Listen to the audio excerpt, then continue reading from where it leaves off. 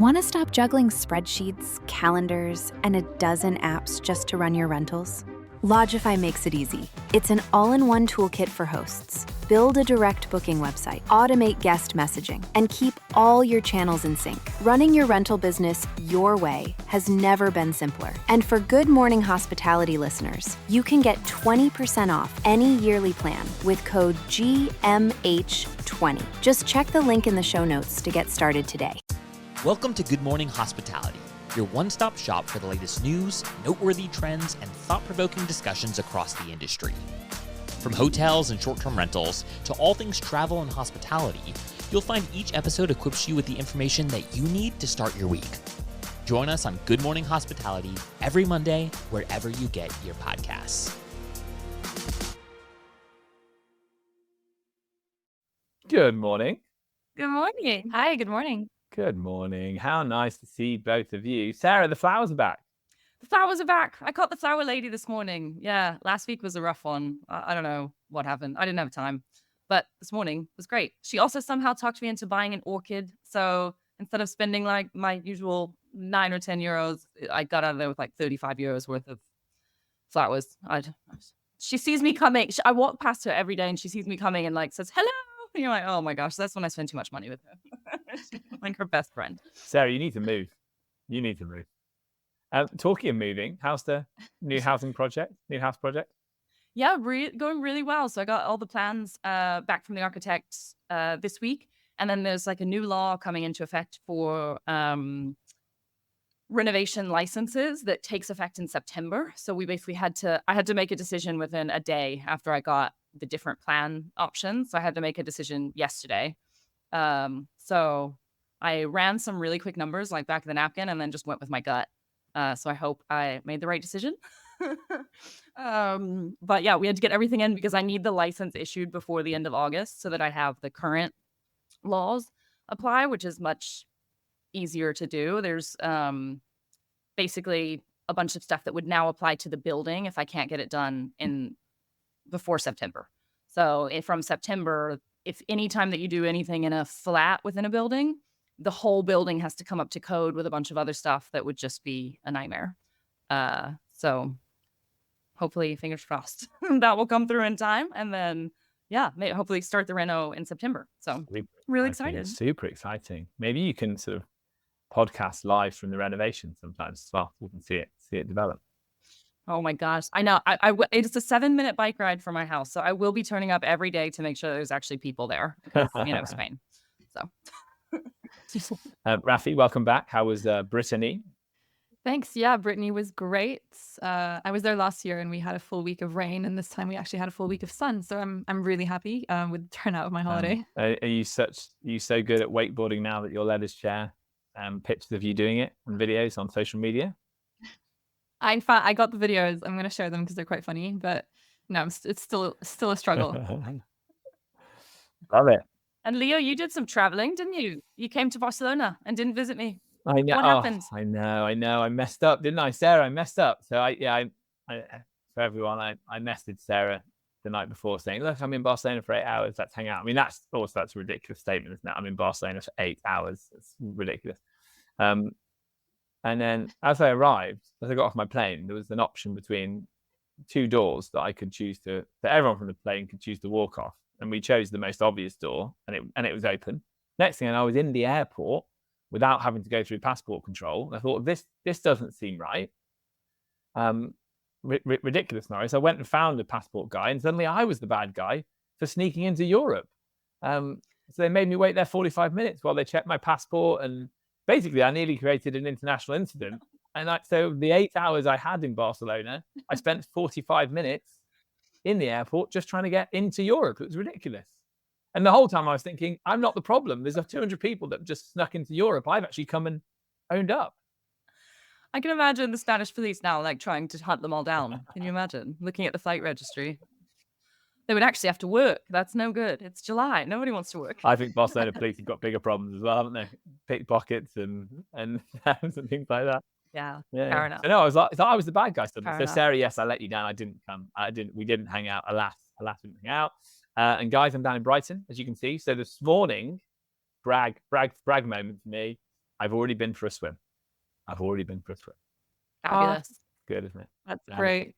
How close is the house to the sea? 4 minutes walk. Oh, Yeah, you amazing. can't not go. I went yesterday in the rain, Wow. but we have actually got some really nice weather there at the moment, so it's good. It's good. So yeah, I feel like I'm feeling quite energetic. Gang, let's get into it. It's great to have all three of us here. Olympics have started. Rafi will talk about it more next week once it's really into the swing, but that's exciting. The European summer of sport. A highlight for me this week. I was reading that there is a real surge of demand going on in Europe at the moment.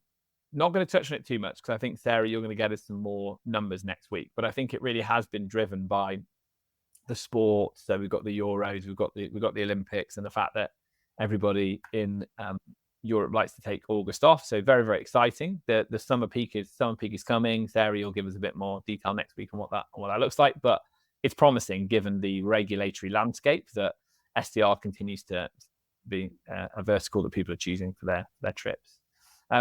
Sarah, SDR highlight for you? STR highlight. The only one that I found super interesting, I guess, this week from the news is about Selena. So it is a London-based hospitality company, and they have been targeting millennials and Gen Z travelers who are looking to kind of live like a local and do things a bit differently. And so it's sort of this hybrid remote work and building a community abroad while you're traveling. They have basically filed for insolvency. So they are looking for investors to kind of bail them out. They went public back in 2022, and they were valued at $1.2 billion. And they are now insolvent. So that to me is, I just thought it was super interesting. One, that they were able to get that kind of valuation when they IPO'd. They've delisted everything from the NASDAQ, so they're completely off the stock exchange now, and looking for, injection of capital, I guess, just to close things out the right way. But super interesting because we're always talking about how do we target Gen Z? How do we target millennials? They're the future of travel. They want to do things differently. And all of their marketing and promotion and stuff, like it looks like a place that if I was going to go work remotely for a month, like sure, I'd sign up. So I don't know. I don't know what went wrong. I don't know if it was a influx of cash and they just spent it not in the right way or where it went wrong. But I thought it was really interesting, worth mentioning. Yeah. Yeah, I was reading about it, and I think one of the main problems was product market fit. They were targeting digital nomads. They were basically saying marketing co-living packages as part of their products, and actually the product that they created was much more, it was just attracting backpackers essentially. So it was like dorms, and then it turned into like party hostels, and it was not too expensive, and it just wasn't the right product for digital nomads. The marketing wasn't quite adapted to what the product really was and how it would attract the right clientele. Really good insight, Rafi. Makes sense. Yeah. Well, anyway, Interesting. it's a shame. Isn't it? I think we're going to talk about it. Digital nomads will come up again later. I feel like we talk about it a lot as well. But ultimately, standard STR is the right accommodation for a digital nomad, right? It's just about how you do your marketing and your make sure you focus on certain things in your photos and your description. That's the interesting point, isn't it? All right, gang, great. Well, look, highlights done. Sarah, you're starting us off this week with an article that you found about Weaver. So tell us more. Yeah. Well, I mean, I'm just the bearer of bad news today, it seems. So this is an article from FocusWire. Weaver, a sustainability tool for hospitality, is set to close down. And I found that the reasons for the closure addressed by their board really interesting. So there were four main factors that kind of contributed to this. The first was the addressable market.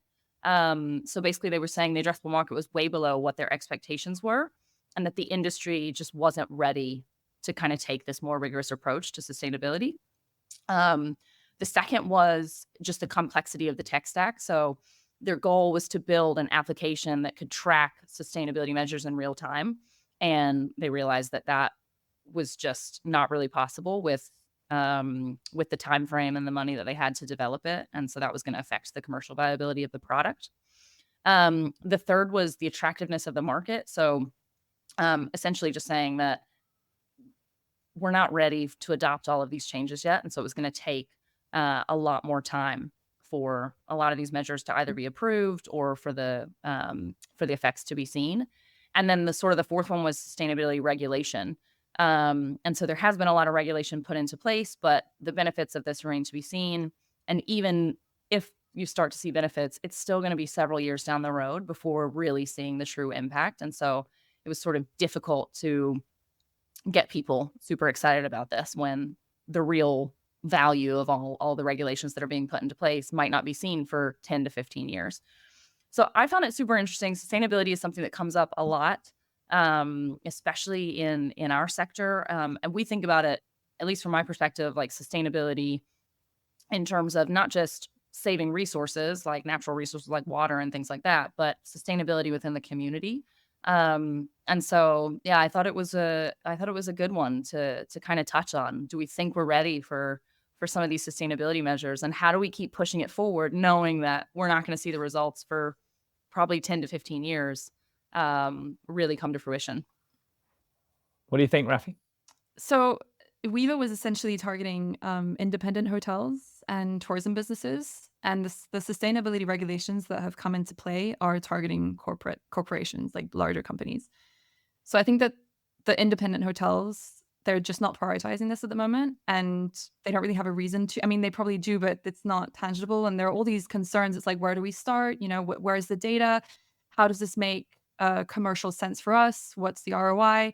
And there are all these concerns around, well, what is it going to bring us at the end of the day? And is it something that we should be prioritizing amongst all the other things that these businesses have to prioritize? So I would like to believe that maybe, we are seeing a huge amount of criticism towards the tourism industry right now within Europe from locals. And I would like to believe that that's going to encourage hospitality businesses to prioritize this a lot more and start implementing what needs to be implemented. But yeah, it's such a shame that they've not managed to keep it up. I thought your insight would be interesting, Rafi. I'm thinking like operator hat on, right? OVO Network do a lot around this issue of sustainability, but I don't feel that as an industry it gets enough attention. And potentially it is still because it feels like that it's a slow moving car crash. So like this in general, what got so much attention, for the last couple of years was COVID, right? Because it was in our faces, it was a pandemic, it was very immediate. And I've heard it said, and I think it's 100% right, like, the climate change, global warming, its impact is far greater than COVID will ever been, ever was going to be. But the point is, it's slowly creeping up on us. So it's not headline news. I mean, you could start every news bulletin with something about climate change, but I think people would just turn over. And potentially we're seeing that a little bit in people's choices when they're choosing where to go on holiday. It's, are people thinking about over tourism? Are they thinking about taking the train over flying? Are they Googling sustainable accommodation? And maybe the truth is not yet, but it's coming. I think that eco consciousness is growing, but it's growing quite slowly. Would you say? I don't know, Sarah. What do you think about that? Yeah, I'd agree with that. I think ultimately, and that's sort of what was shown with Viva closing down, right? The demand, the addressable market wasn't there. Not only for kind of the and I guess the goal of this application, right, was to do essentially that, what you just mentioned, Leah. Like, hey, if I take the train rather than flying, okay, it might take me 5 hours longer, but I can do all these other things in the train. It's going to save me X in carbon emissions. And I think that was ultimately their goal, but there wasn't the demand for it. And at a minimum as well, it seemed like people were not willing to kind of pay for that. And so I think there's two things at play. One is like people who actually put this at the forefront of their decision making when they're looking where they're going to travel and how they're going to travel. And then the second component is, are they committed enough that they'd be willing to pay for this? So whether it's something that is ultimately paid for by the accommodations or the hotels as a bonus for their travelers, but I still don't necessarily see the commercial pathway to that. And I think that is maybe another one of the challenges, unless you get to a point where travelers are willing to pay a significant amount for some kind of application or some tool that would help them plan sustainable travel. I think it's a difficult one, especially at that kind of valuation. Yeah, I think that's right, isn't it? Question then, would either of you, let's start with you, Rafi, would either of you be willing to significantly increase the cost of your holiday to make sure that you do it sustainably? Like, take the expensive train over the cheap flight. I think probably the answer is yes to that one. Or no, it's straight up no from Sarah. Love that. But it's investment. I mean, no. Honestly, it just depends. I mean, there's so many questions around that. Like, the train, it just takes longer. We have a limited amount of holidays, and if it's going to be more expensive, like, there aren't really many.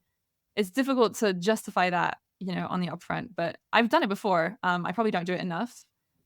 And also, I would say the infrastructure probably isn't there. Like, ideally, we'd have trains that just cross all of Europe, and we can get to any European country by train and not have to rely on flights as much and all of that. But honestly, I also just don't think that trains should be more expensive than planes at the end of the day. I mean, if we're trying to incentivize sustainable tourism, then the infrastructure and the price point just needs to be there, and it needs to be justified.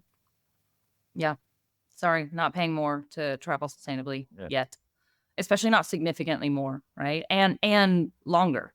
So I think Rafi touched on a good point, like, if I'm going away for 4 days to the Alps and I can fly somewhere close by that takes me an hour from Barcelona, that's what I'm going to do. It's going to be most likely cheap. It actually was way cheaper when I looked at trains, and the train between all the combinations was going to take me like 8 or 9 hours to get there. So I've lost an entire day there and back, and it was 4 times the price of the flight. There we have it, gang. What about you, Leo? Yeah. Well, I mean, I've just admitted that I flew to Barcelona for 8 hours, so I can't. There's not really a lot. There's not really a lot I can say. Like on that score. Like, it's. I mean, I'd love to travel more. I'd love to travel more by train for work. But again, it's the price. It's the. I always try and look to the train. You can do it to a couple of places, right? Like Paris and Amsterdam from London's not bad. When I went to the Booking.com conference, I took the train. When I go to Paris, obviously go on the train. But yeah, the infrastructure needs to be there and the price needs to be right. Otherwise you can't justify it. And I just wonder, as short-term rental people, how we target, how we position our marketing to try and get our guests to think about being sustainable. But I think the mode of how you get there is riddled with problems that I think we've just discussed. So it's like, how else can you encourage people to think sustainably in the content you produce? I know, Rafi, you do a lot of this, but it is hard because I think everyone reads about over tourism and everyone reads about the problems in Europe at the moment. But when you're booking your holiday, you're just not in that mode of thinking. You're thinking, oh, this will be a nice place to hang out and enjoy. Even if you live in a city which you perceive as being overrun by tourists, when you are then in that position to be a tourist, you're not thinking in those terms. So it is really interesting, and I guess I don't think any of us are surprised that Weaver have struggled, right? Because it just doesn't seem to be culturally in the mindset yet. But as an eternal optimist, I think it's creeping in. I think it is creeping in. Maybe all too slowly there. Yeah, I would say, I mean, just as a final point, I would say that it's important to make that choice really obvious to travelers, because we're not necessarily going to think about it. It is a change of mindset, and we're not really there yet. And we are getting there, I guess, slowly. But to make that really obvious to travelers at the point of booking or even planning and saying, listen, you're looking at taking a flight. Actually, if you take the train in this specific case, you're going to save time, because between going through security, getting to the airport, all of that, actually at the end of the day, taking the train is going to save you time. And on top of that, you can work in the train. There are all these benefits of taking the train as well, and you're contributing to the environment in a specific way. And making that really clear to travelers to help them make the right choice, which serves them as well, I think is probably where we're trying to get to. But then we need a place where we have that data centralized and easy to access. Yeah, I think that's right. I think it's a really good point. Let's move on to the article, Rafi, that you focused on. It's on a similar vein. We are bringing the bad news today, aren't we? Let's think about that next week. Right, all jolly articles next week. Venice tourist fee the new tourist fee, three things we've learned so far. It's a Skift article. Before you go into it, Rafa, just to say, Jasmine and I went with Sadie, with our daughter, 18 months ago to Venice, and it was during March, and I was completely surprised that even in March how overcrowded it was. It was really interesting. We actually stayed outside Venice as well. So yeah, lots to unpack here. Brilliant place, obviously, but a victim of its own success. Tell us more, Rafi. Yeah. Okay. So Venice implemented a €5 fee for day trippers. It was a 29-day test between April 25th and July 14th. And the results are in. And so basically, what they found is that day trip tourism on peak days decreased. At least they did not, they weren't any higher than they were last year on the same days. Venice made €2.5 million in fees, but the costs of running the pilot program actually exceeded the revenue collected. And the conclusion is that Venice would like to expand the program in 2025 with higher contribution costs, at least on days where there is higher amounts of tourism, and also expand the length of the program from 29 days to 100 days. So just for context, there are other existing tourism restrictions in Venice currently in place. So a cap on new hotels in the city center, limited group tour sizes of 25, and they built cruise ship stops outside the city to limit cruise ship tourism. So, there's a lot to say. Coming back to your point, Leo, I was actually in Venice over 10 years ago. This is ages ago, and I think it was probably around March as well. And my memory is that it was overcrowded. So if it was already overcrowded over 10 years ago, I think that there's definitely a huge problem, and I can't imagine what it's like today. But what I would say is good about what Venice is doing is they're looking at the problem from all sides. They're not just singling out short-term rentals like we're seeing across Europe. They're looking at day tourism, they're looking at cruise ships, they're looking at hotels as well. So that's good. They are actually going to implement restrictions on short-term rentals as of September, and I don't have any more detail on that. And I don't know if you guys do, but that is going to come.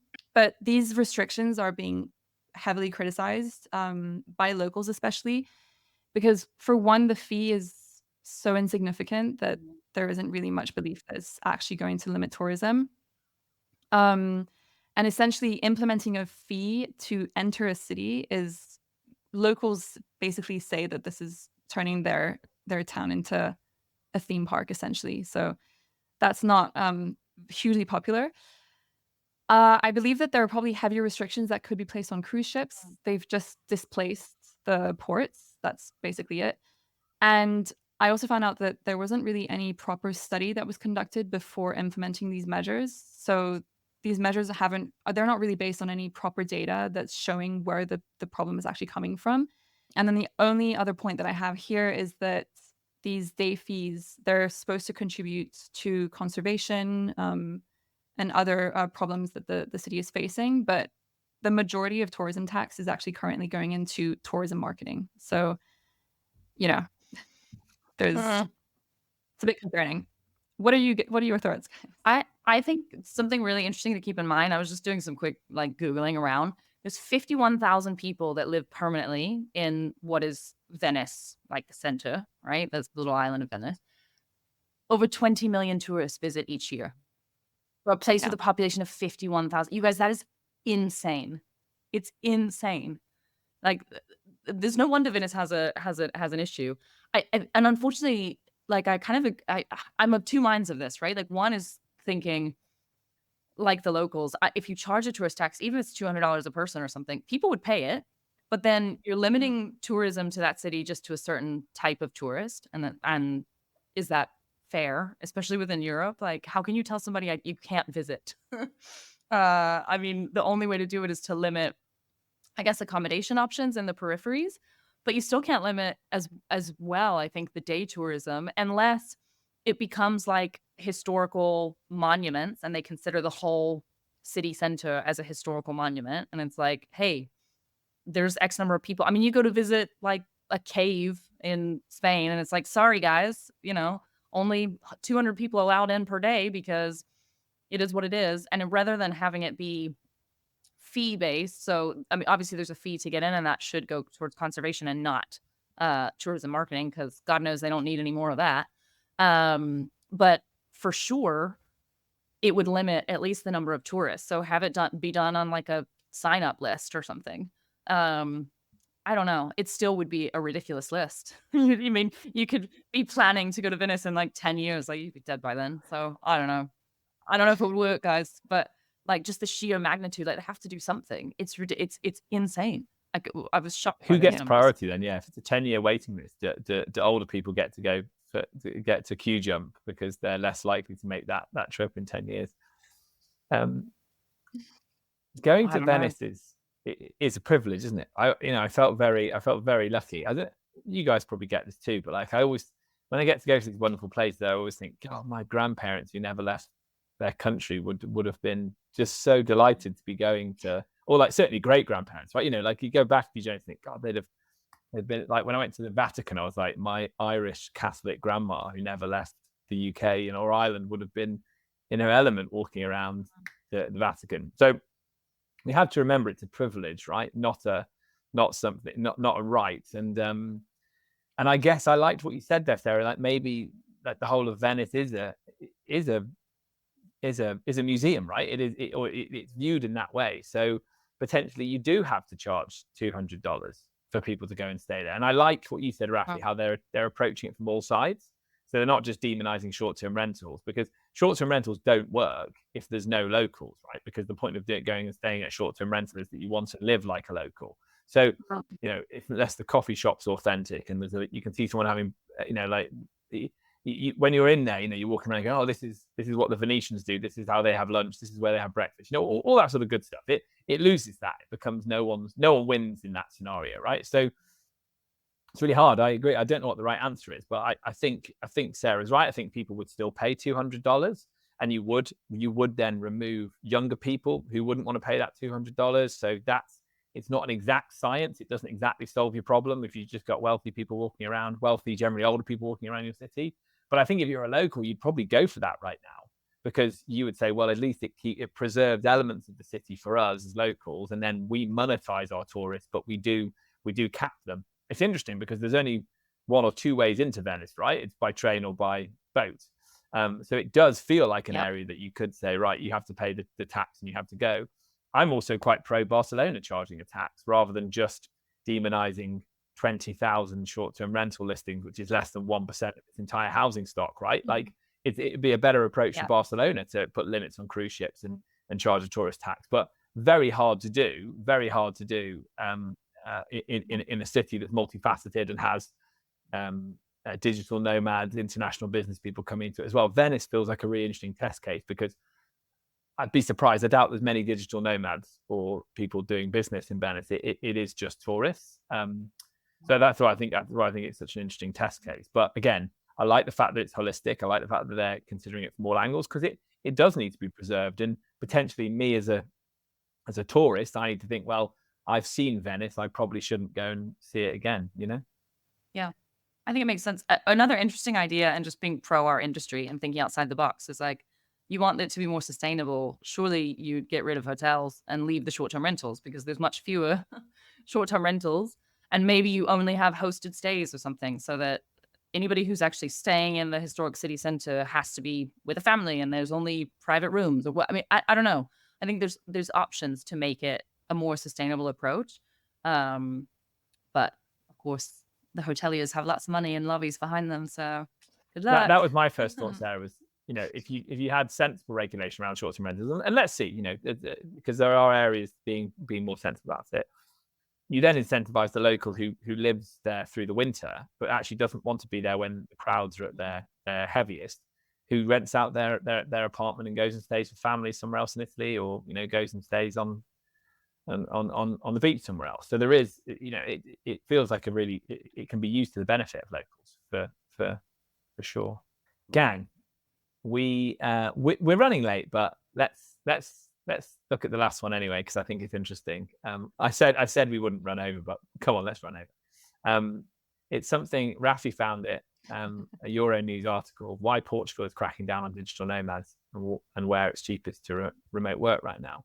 Interesting, because I felt like, I don't know if you guys noticed this, but when I was speaking to many startup founders and new businesses, very often there was international people in Lisbon. Lisbon kept cropping up. Oh yeah, we're down here. The weather's good. There's the beach, and it's a really nice, attractive place to do business.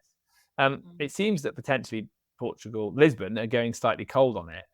They estimate that there's around 16,000 digital nomads, and that's, I guess, them giving out the visas to digital nomads. So essentially, they're pulling back on that, and it's ending non-habitual tax residency program. And essentially, the reason is that they think it's led to rent increases becoming sort of unmanageable for locals whose average monthly income is way down on what it is if you're a digital nomad.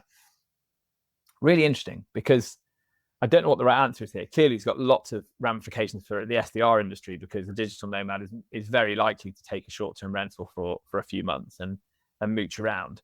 I also suspect that this is compounded by people moving within the European Union, which is also something I think is true of Barcelona. Sarah, would you agree with that? Like, lots of people you probably have lots of friends from all over Europe who've chosen Barcelona, right? Yeah. I think what's really interesting, and what I often notice in Barcelona, is that there's a huge difference between, there's a massive international community that lives here, that has established roots, that is having children, that they're like, they're doing life here. They're not here for 3 months. And so sure, there's a sub segment of that, but most of the ire that I think comes from the locals is misdirected. Like, when I go out to dinner and I go out to the city center and I'm with friends and we happen to be speaking English, like, the number of times we'll get shouted at, I just turn around and shout at them in Catalan. Like, I live here. Like, come on. It's misplaced, I think, a lot of times. And so with Lisbon, I don't know. I mean, 16,000 digital nomads, their population's what, like 500,000. So it's more significant, much more significant, for example, than the number of short-term rentals in Barcelona. But is it 16,000 people really driving up every single rent and cost of housing? Does it have an impact? Sure. Is it the only reason? No. So I don't know. I think again, it's like a scapegoat thing. It's easy to point out the foreigners. I think it's the wrong move. And scapegoat them for all of the I think it's the wrong move, because I think that those 16,000 people are very likely to be looking to, a lot of them are looking to start businesses and then employ people. So it brings growth, it brings prosperity.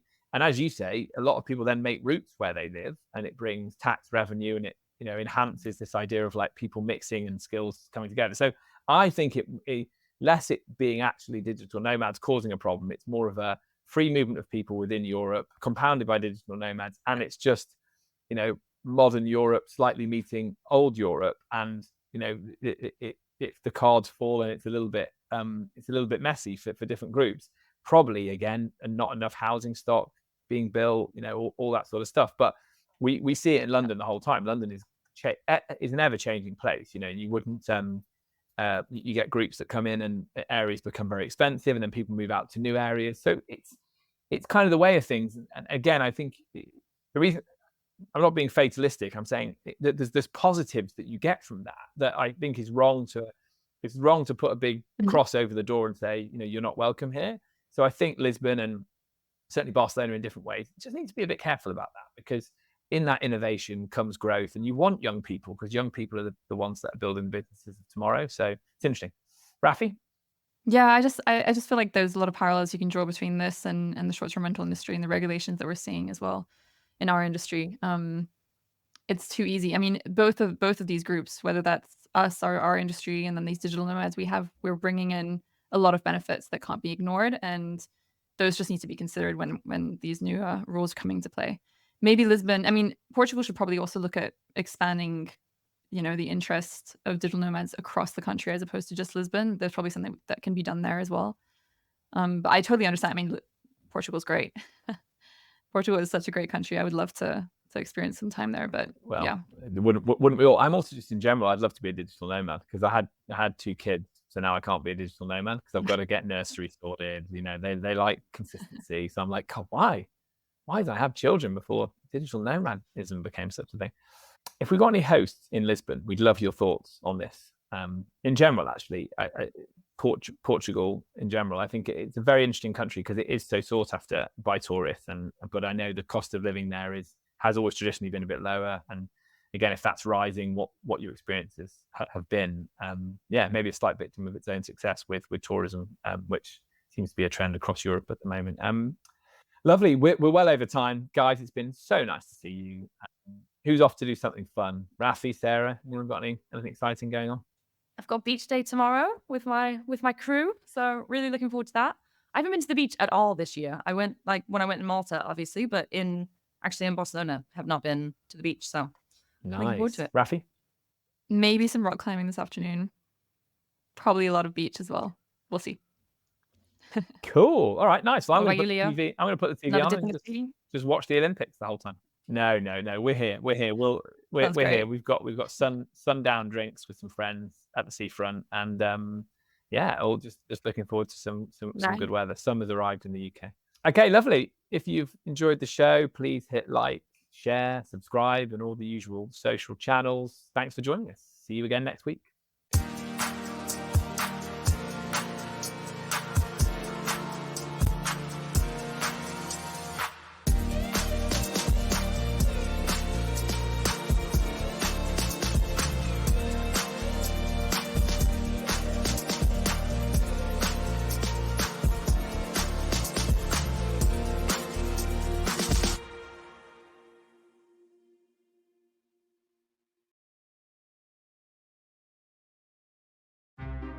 Want to stop juggling spreadsheets, calendars, and a dozen apps just to run your rentals? Logify makes it easy. It's an all-in-one toolkit for hosts. Build a direct booking website, automate guest messaging, and keep all your channels in sync. Running your rental business your way has never been simpler. And for Good Morning Hospitality listeners, you can get 20% off any yearly plan with code GMH20. Just check the link in the show notes to get started today.